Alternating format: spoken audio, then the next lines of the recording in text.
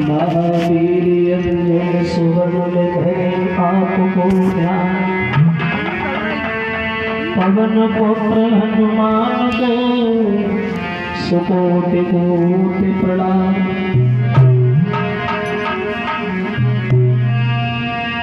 तो सीतापति श्री राम से मेरी विनती बारंबार, कृपा दृष्टि कबीरियो मेरी नाम बड़ी महिला।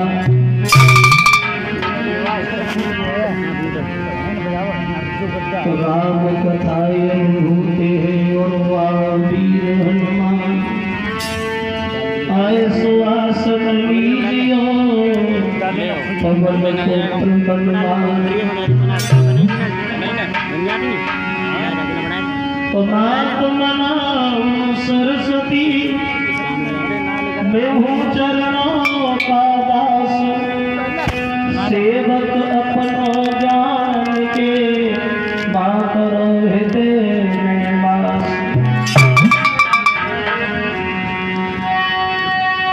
तो दीन बंधु दयानिधि हे प्रभु न्यायाधीश, तुम सदा सहायक दीन के मैं तुम्हें नमासी। बोलिए सच्चिदानंद भगवान की।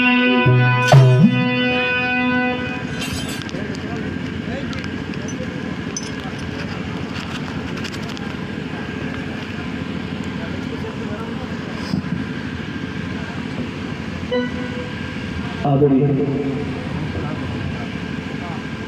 उपस्थित हमारे सभी श्रोता बंधु,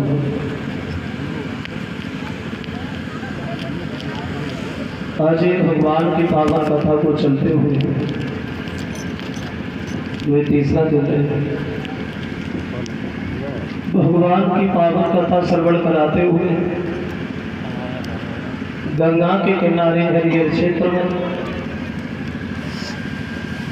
व्यास नंदन श्री सुखदेव जी समझा रहे। सुनिए महाराज परीक्षित प्रसंग जहाँ चल रहा था भक्त और भगवान के बारे में। ऐसे ऐसे भगवान के भक्त हुए जिन्होंने भगवान के नाम पर चलकर के अपना नाम रोशन किया। हजारों मुसीबत उठाने के बाद में भी भगवान के नाम को नहीं छोड़ा, लगे रहे अपनी भक्ति में। तकलीफ और बहुत आई, लेकिन अंत में भगवान की गोदी में बैठने के लिए स्थान भी प्राप्त हुआ। और ये आज से नहीं तो हमेशा से ही होता चला है। हमेशा से भगवान के भक्तों को ऊपर ही मुसीबत आई, हमेशा से कमजोर ही सताई गई। बहादुरों की तरफ कोई गौर ही नहीं करता, लेकिन जो भक्त मुसीबत को झेलना जानते, कांटों पर सोकर के फूलों का आनंद प्राप्त करना जानते, जीवन में कष्ट तो बहुत मिलता है, लेकिन अंत में भगवान की गोदी में बैठने के लिए स्थान भी प्राप्त होता है। और ये आज से नहीं है तो हमेशा से होता चला है। हमेशा से भगवान के भक्तों के ऊपर ही कष्ट मिला, भगवान के भक्त ही सताए गए।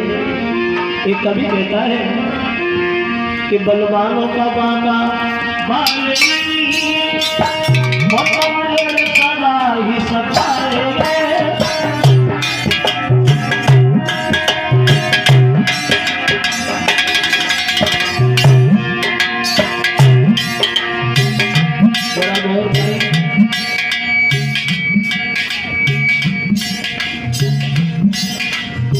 अपने से ज्यादा ताकत वाले आदमी के ऊपर कभी क्रोध नहीं आता, कभी गुस्सा नहीं आता, क्योंकि क्रोध करके क्या फायदा, वो आत्मा झोला में धर के कभी देखा।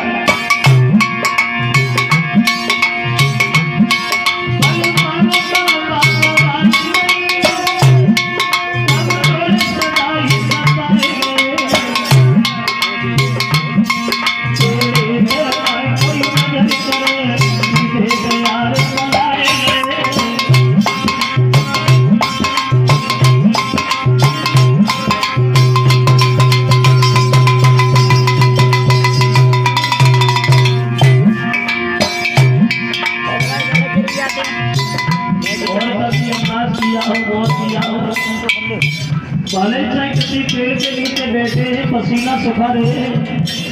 अगर वो पेड़ सीधा है तो मन में विचार नहीं आते हैं कि सकता बहुत बढ़िया बने वो सीधा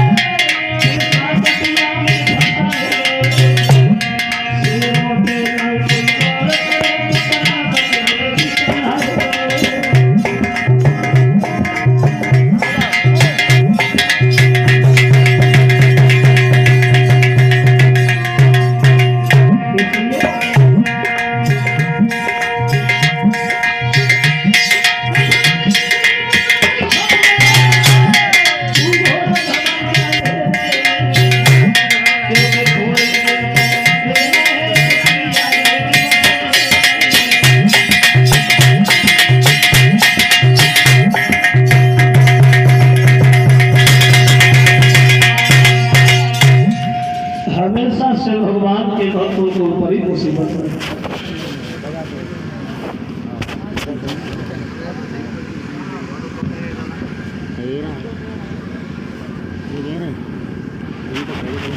तो देखिए थोड़ी देर प्रसंग जहाँ चल रहा था भक्त प्रहलाद के बारे में।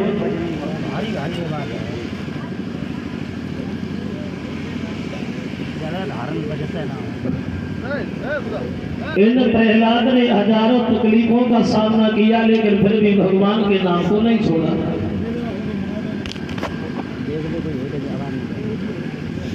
जहर पिलाया गया, पहाड़ की चोटी से नीचे फेंका गया, समुद्र में डाला गया, लेकिन फिर भी भक्त के ऊपर कोई फर्क ही नहीं पड़ा।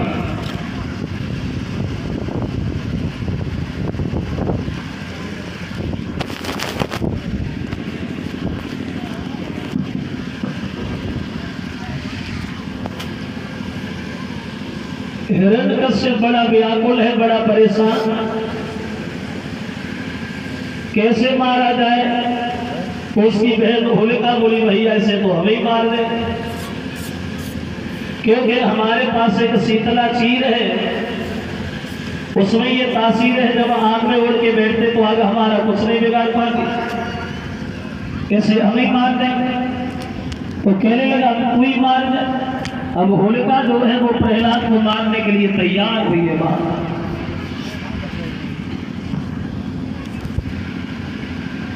एक विद्वान ये बता रहा है ये होलिका प्रहलाद को क्यों मार देना चाहती थी, क्या दुश्मनी थी होलिका की प्रहलाद से, और ये शीतला चीर होलिका को कहां से मिला। श्री सुखदेव समझा रहे, सुनिए महाराज परिचय। ये होलिका जो है ये काली माँ की बहुत बड़ी पुजारी थी। तो एक दिन काली माँ प्रकट हो गई, बोली बेटी तू कुछ वरदान मांग ले। तो होलिका बोली भैया हम वरदान में और कुछ नहीं चाहते, हम ये चाहते कि जो हमारे भैया हिरण्यकश्यप के युद्ध में हराएगा मैं उसी से शादी करूंगा। काली माँ बोली बेटी तेरी मनोकामना पूरी होगी जा।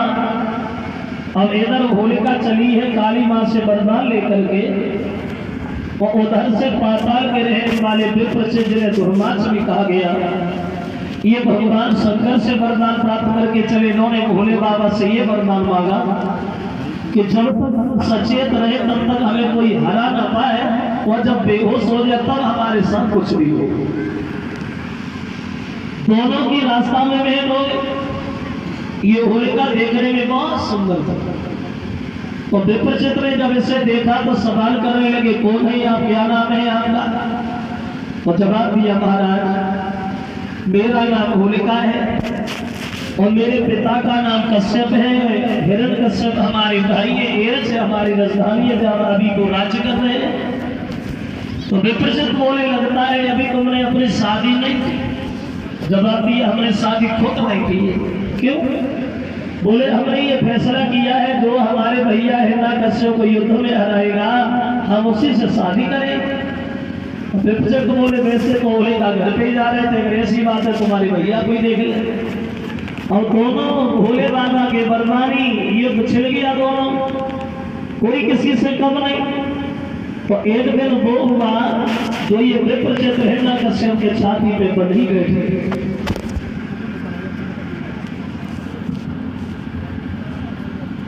मारने को तैयार हुए हैं तो बोले काम करो। होलिका बोली महाराज आप हमारे भैया को मार नहीं पाओगे क्योंकि हमारे भैया को बर्मा अलग से था, लेकिन हाँ हमें इसी दिन का इंतजार था। एक काम करो, अपने भैया हिरण्याकश्यप से ये कहा कि हमने ये संकल्प किया था कि जो को मैं युद्ध में हराएगा मैं उसी से शादी करूं। अब मेरी शादी इनके साथ करूं। अब विपचक का विवाह हुआ है होलिका के साथ।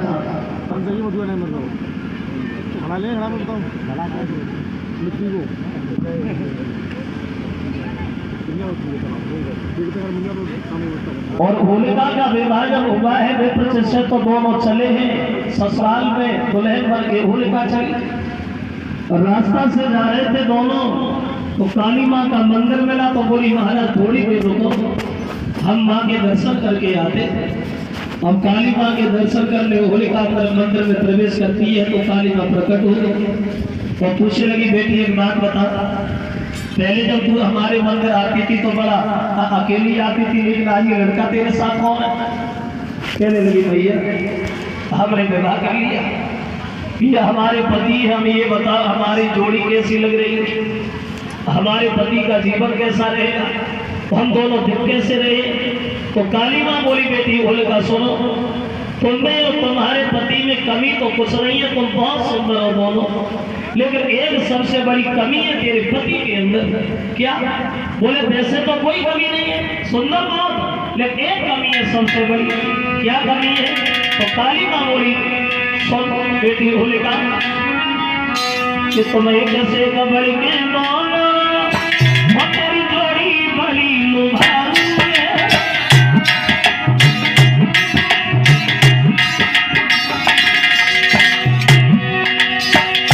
उत्तर दिया है होलिका सुनो,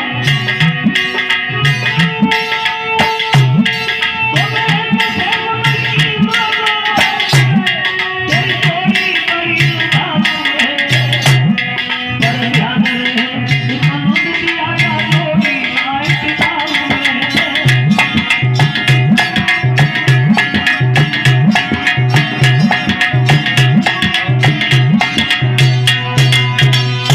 काली माँ ने जवाब दिया बेटी होलिका तुम्हें और तुम्हारे पति में वैसे तो कोई कमी नहीं है, एक कमी सबसे बड़ी है, क्योंकि तेरे पति की उम्र ज्यादा नहीं है, तेरे पति की जिंदगी नहीं है, कुछ समय के बाद तेरा पति मर जाएगा।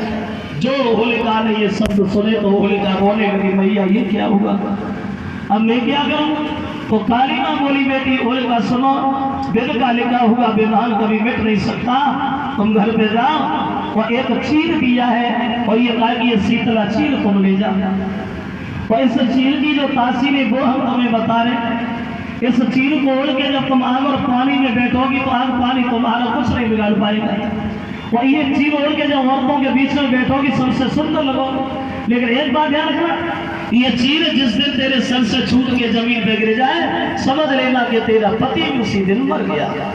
चली आई होलिका चील को लेकर के घर पे, और रह तो घर पे रही है, लेकिन बात वही हमेशा याद बनी रहती है, मन में विचार करती है ऐसा कोई दिन न हो जाए जो ये चील हमारे सर से छूट के जमीन पे गिर जाए। एक दिन दोनों शाम को सो रहे, और इधर जब दोनों सो रहे, सोते वक्त वो चील होलिका के बदन से छूट के जमीन पे गिर गया। अब होलिका को ज्ञान नहीं है कि चील सर पे या जमीन पे। अब हुआ ऐसा कि होलिका पति संग सोवती है, धरी के सिरहाने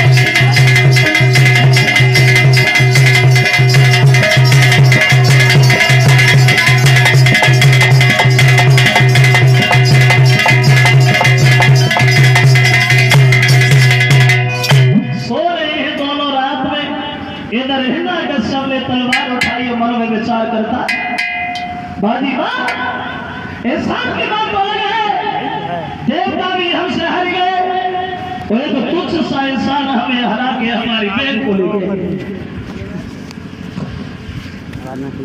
और इधर तलवार उठाई और सोते हुए सगे बहनोई के सर को धड़ से कर दिया। अपने हाथ से हिरण्यकश्यप ने अपने बहनोई को मार डाला। होलिका की आंख खुली तो प्रसाद खा के गिरी। भैया ये तूने क्या किया? अरे कैसा भाई? भाई तो अपने बहन के स्वाद की रक्षा करने के लिए जान दे देता है, लेकिन तूने तो हमें जान से मार दिया। अब मैं क्या करूं? तो कहने लगे माफ करना है बहन होलिका, जिस समय से ये तुम्हें जीत के आए तो उस समय से मुझे भोजन अच्छा नहीं लग रहा था। तुम हमारे साथ चलो और हम तुम्हारी एक देवी की तरह पूजा करेंगे। चली आई होलिका। हमेशा यही सोचती रहती थी और यही दुश्मनी थी हिरण्यकश्यप से होलिका की। हमेशा यही मन में सोचती थी ऐसा कौन सा दिन है जब मैं अपने पति का बदला अपने भैया से लूं। तो आज उसे मौका मिल गया। सोचने लगी चलो भैया को नहीं मार पाई तो भतीजे को तो मार ही देंगे। और होलिका ने प्रहलाद को गोद लिया। एक बात कहिए लाला, काहे को उसका नाम लेते हो? वो हमारा दुश्मन है, तुम्हारा दुश्मन है। तुम्हारे चाचा को मारा है, उसने भूल गया। प्रहलाद बोले बुआ चलो मान लिया भगवान दुश्मन है, चाचा मारे, अगर बुरा ना मानो तो एक बात कहे। बोले तो कहने लगे बुआ बात इस बात की है ना कहेगी। बोले सुनो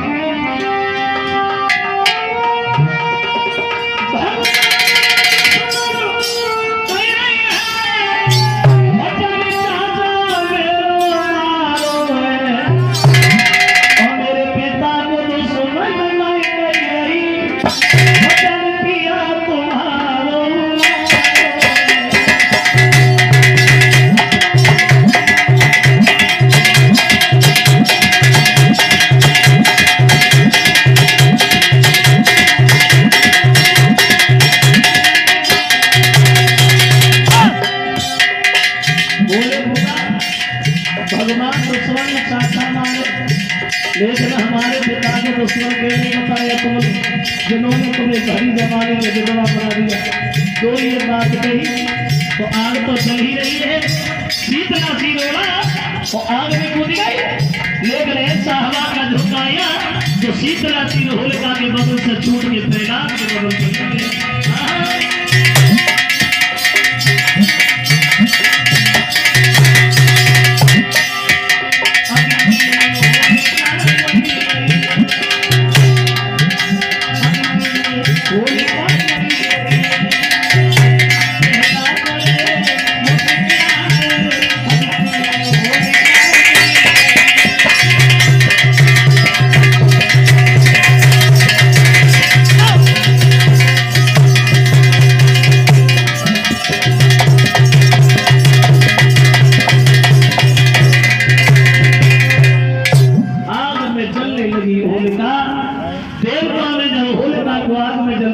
देखा और नभमंडल से फूल और गुलाल की वर्षा करने लगे। और जब राक्षसों ने अपनी बहन को जलता हुआ देखा तो पानी और कीचड़ मारने लगे। बताया तो ये जाता है कि उसी दिन से हम हिंदुओं में ये होली का त्योहार भी मनाने लगे। जो सज्जन लोग होते हैं वो हमेशा रंग और गुलाल से होली खेलते हैं, और जो राक्षस प्रवृत्ति के लोग होते हैं ये हमेशा पानी और कीचड़ से ही होली खेलते हैं। देखा होगा होली के त्योहार में गांव की नालियां भी साफ हो जाती हैं। तो इधर जब होलिका भी मरी, अब तो हिरण्यकश्यप बहुत ज्यादा गुस्सा कहने लगा तेरे पीछे हमारा वफादार नौकर मारा गया, तेरे पीछे जल्लाद मारे गए, तो आज तेरे पीछे हमारी बहन भी मर गई। एक खम्मा गर्म कराया, बोले खम्मा की जेब धर और तू हमें ये बता के तेरा राम कहाँ है। जब ये कहा कि राम कहाँ है तो प्रहलाद ने भाग करके जेठ भल्ली बोले हमारे राम के लिए कोई जगह खाली नहीं है। और बोले हमारे राम के लिए कोई जगह खाली नहीं। तो बोले प्रहलाद राम मेरा और व्यापक सारे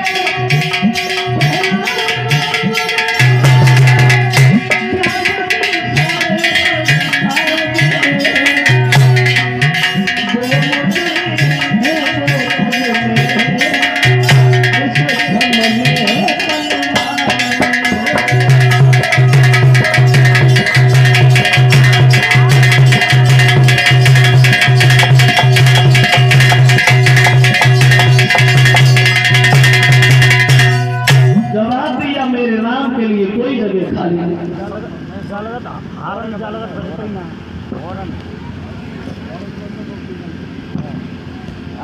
में है, तुम में है, खम में है, तलवार में है।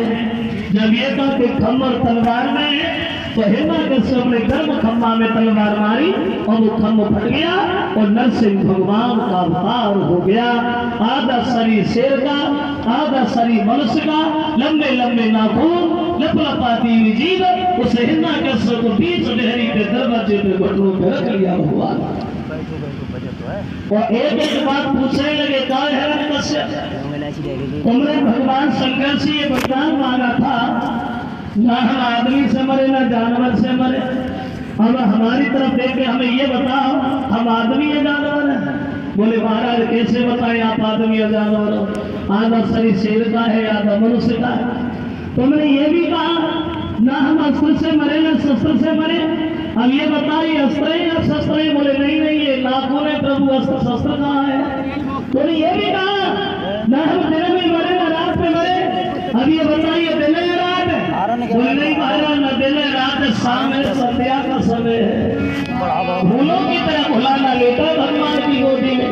और ऐसा ही कर दो कि ऊपर भी नहीं नीचे भी नहीं, परख लिया दुष्ट को।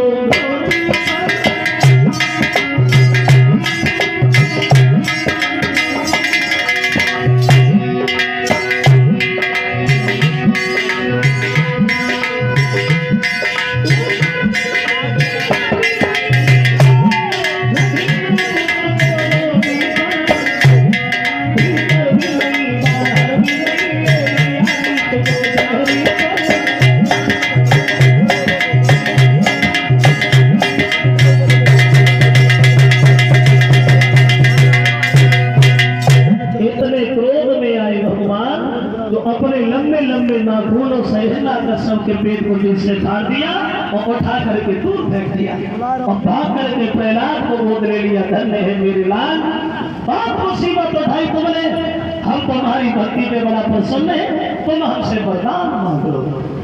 प्रहलाद ने साफ मना कर दिया, बोले प्रभु हमें वरदान कुछ न दो, हम वरदान थोड़ी चाहते। हाँ इतना जरूर कहना चाहिए महाराज, ना तो हमारे पिता ने आपका नाम अपने मुंह से कभी लिया और न कभी दूसरे को लेने दिया। मेरे पिता को नरक नहीं स्वर्ग ही मिले। जब ये कहा कि नरक नहीं स्वर्ग मिले तो भगवान हंसने लगे और बोले आज हमारे समझ में आया लाला, तेरे पिता ने मुझे मारने के लिए क्या नहीं किया और तूने मांगा तो अपने पिता के लिए मांगा। सच तो ये कि चंदन की किरचे भली और बुगाड़ी भरी भलो न काठ और सपूत घरे कई भलो बेकपूत भले नहीं साठ। घर में सपूत एक अच्छा होता है और कुल कपूत 50 अच्छे नहीं होते हैं। पुत्र जो भी मेरे हाथ से मरता है उसे नरक नहीं हमेशा स्वर्ग ही मिलता है। अंत में एरच का राजा बना दिया भक्त को और भगवान वहां से अंतर ध्यान होते हैं। एक कवि ये कहता है कि मारने वाला है भगवान और बचाने वाला है भगवान।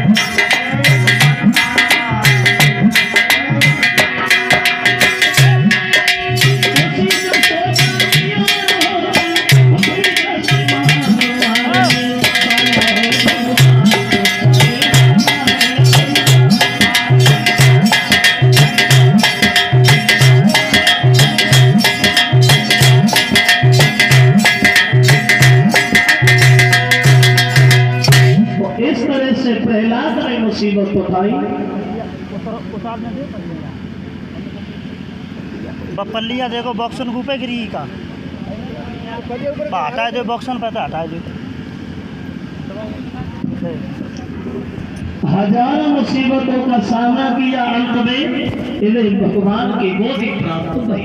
अब देखिए ऐसे एक नहीं भक्तों बल्कि अनेकों भक्त हुए भगवान के, जिन्होंने छोटी छोटी उम्र में भगवान के दर्शन किए, बहुत सेवक हुए। प्रमाण देते हुए सुखदेव बोले, सुनो महाराज परीक्षित, ब्रह्मा जी के जो पुत्र हुए थे स्वामिमन, और इन स्वामिमन के घर में 2 लड़का पैदा हुए थे, उत्तानपाद और प्रियव्रत। ये उत्तानपाद छोटे थे और प्रियव्रत घर में बड़े थे। लेकिन एक बार महाराज प्रियव्रत को देवर्षि नारद का उपदेश मिल गया और ये उसी दिन से भगवान का भजन करने के लिए जंगल में चले गए। इन्हें उपदेश कब मिला? बोले इन्हें उपदेश उस दिन मिला जब एक बार शिकार खेलते वक्त महाराज प्रियव्रत ने एक हिरण का वध कर दिया, और जब हिरण को मार दिया तो अकस्मात नारद सामने पहुंचे। बोले महाराज तुम्हारी इच्छा थी हिरण मारने की, हिरण तो मर गया, अब हमारी एक इच्छा है कि हमारी इच्छा पूरी हो। बोले क्या इच्छा है? बोले प्रभु हमारी इच्छा ये है आप इस हिरण को दोबारा जिंदा कर दो, इस हिरण में दोबारा प्राण डाल दो, तो सभी चाहते हैं।